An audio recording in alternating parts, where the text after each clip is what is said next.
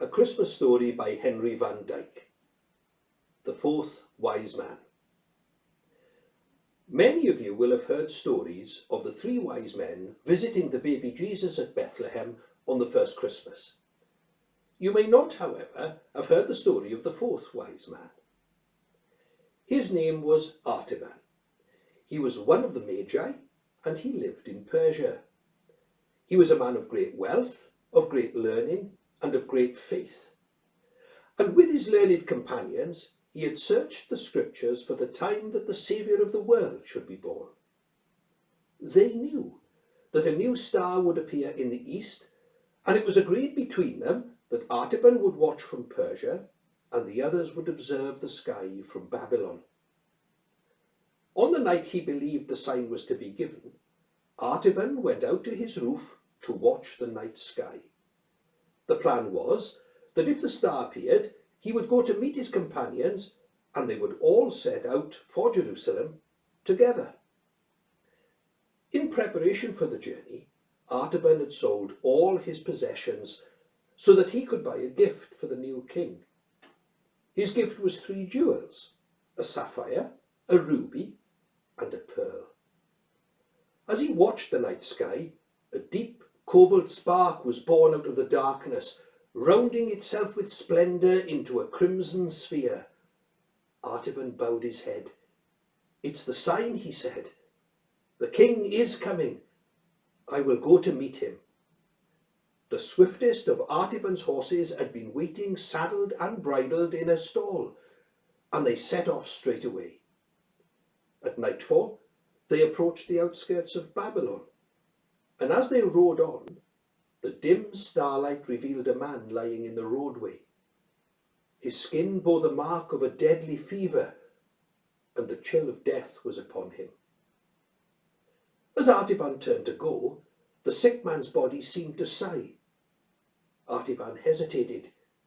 If he stayed to help this dying stranger, he would surely miss his 3 friends as they set out to find the king, and this was the purpose toward which his entire life had been directed. But then, how could he leave his fellow man alone to die? You see, the magi were physicians as well as astronomers, and Artaban knew he could not leave this man to die, so he took off his cloak, laid it over the cold man, and began his work of healing. Several hours later, the weak man regained consciousness. Artaban gave him all that was left of his bread and wine and healing herbs, with instructions for his care, and he set off again on his journey. And though Artaban rode with the greatest haste the rest of the way, it was after dawn that he arrived at the place he was to meet his 3 friends. He looked around, but his friends were nowhere to be seen. Finally, his eyes caught a piece of parchment arranged to attract his attention, and it said, "We have waited till past midnight and can delay no longer. We go to find the king.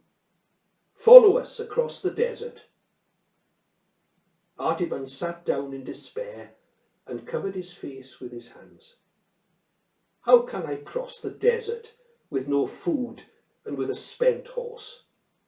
I must return to Babylon, sell my sapphire to buy camels and provisions for the journey. I may never catch up with my friends." Several days later, when Artaban arrived at Bethlehem, the streets were deserted. The door of one home was open, and Artaban could hear a mother singing a lullaby to her child. He entered and introduced himself, and the woman told him that it was now the 3rd day since the 3 wise men had appeared in Bethlehem. They had found Joseph and Mary and the young child, and had laid their gifts at his feet. Then they had gone as mysteriously as they had come. Joseph had taken his wife and baby that same night and had secretly fled. It was whispered that they were going far away into Egypt. As Artaban listened, the baby reached up its dimpled hand and touched his cheek and smiled. His heart warmed at the touch. And then suddenly, outside, there arose a wild confusion of sounds. Women were shrieking. Then a desperate cry was heard. The soldiers of Herod are killing the children. Artaban went into the doorway, and a band of soldiers came hurrying down the street. The captain approached the door to thrust Artaban aside, but Artaban didn't stir. His face was as calm as though he was still watching the stars. Finally, his outstretched hand revealed the giant ruby. He said, "Take this jewel and leave this house. There is nothing here for you." The captain, amazed at the splendour of the gem, took it and said to his men, "March on, there are no children here." Then Artaban prayed, "O God, forgive me. I have spent for a man what was meant for God. Shall I ever be worthy to see the face of the king?" But the voice of the woman weeping for joy in the shadows behind him said softly, "You have saved the life of my little one. May the Lord bless you and keep you and give you peace." Artaban continued his journey, seeking everywhere for traces of the little family that had fled for Egypt before him. He passed through countries with famine, where the poor were crying for bread. He visited the oppressed and afflicted in prison. He searched the crowded slave markets. Though he found no one to worship, he found many to serve. And as the years passed on, he fed the hungry, clothed the naked, healed the sick, and comforted the captive. 33 years had now passed away since Artaban began his search. His hair was as white as snow. He knew that the end of his life was near, but he was still desperate with hope that he would find the king. He had come for the last time to Jerusalem. It was the season of the Passover, and the city was filled with people. Artaban inquired where they were going. One answered, "We are going to the execution on Golgotha, outside the city walls. 2 robbers are going to be crucified, and with them another called Jesus of Nazareth, the man who has done many wonderful works among the people. He claimed to be the Son of God, and the priests and elders have said that he must die." How strangely these familiar words fell upon the tired heart of Artaban.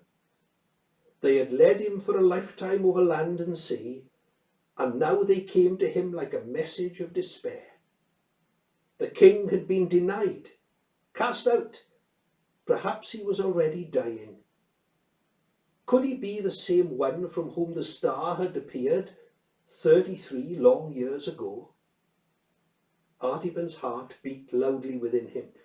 He thought, "It may be that I shall yet find the king and be able to ransom him from death by giving my last treasure to his enemies." But as Artaban started towards Mount Calvary, he saw a troop of soldiers coming down the street, dragging a sobbing young woman. "Save me," she cried. "I am to be sold as a slave." Artaban trembled, feeling the conflict in his soul that he had felt twice before. Twice before he had given the gift meant for the king to the service of others. Would he now fail again? But Artaban knew he had to rescue the young girl. He took the pearl, his last treasure, from his purse. Never had it seemed so stunningly luminous and radiant, and he gave it for the girl's freedom. Knowing that he now had nothing to give his king, Artaban collapsed with grief. He had failed. For 33 years he had looked for his king, but never seen his face or served him. Then, in his half-conscious state, there came a gentle voice. It was like a distant music, and he recognized it as the voice of the king, saying to him, "Enter the kingdom prepared for you from the beginning of the world. For every time you did this for the least of these, my brothers and sisters, you did it for me." A calm radiance of wonder and joy lighted the face of Artaban. His journey was ended, his gifts accepted. The 4th wise man had found his king.